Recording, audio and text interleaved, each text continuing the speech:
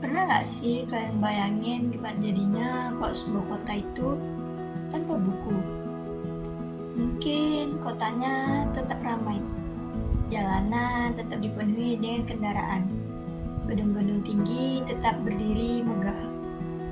Orang-orang yang sibuk kerja tetap ngejalanin hari-harinya seperti biasa. Tapi ada suatu hal yang mungkin perlahan hilang.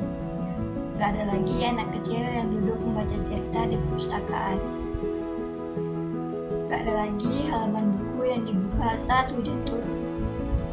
Kita hidup di zaman yang serba cepat, yang dimana semua bisa kita dapat dengan satu sentuhan layar.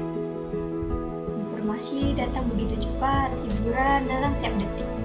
Namun tanpa kita sadari, kebiasaan membaca itu mulai ditinggalkan. Padahal buku bukan hanya kumpulan kertas berisi tulisan. Buku adalah jendela ilmu.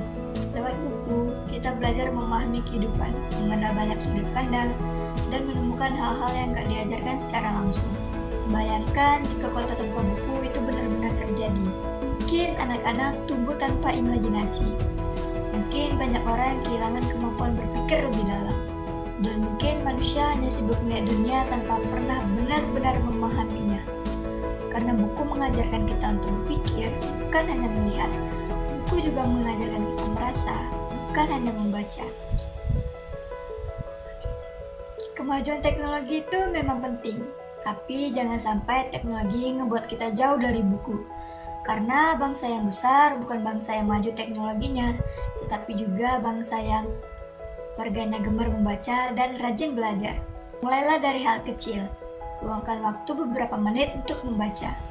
Datangi perpustakaan, belilah buku yang kalian sukai, atau cukup baca satu halaman setiap hari.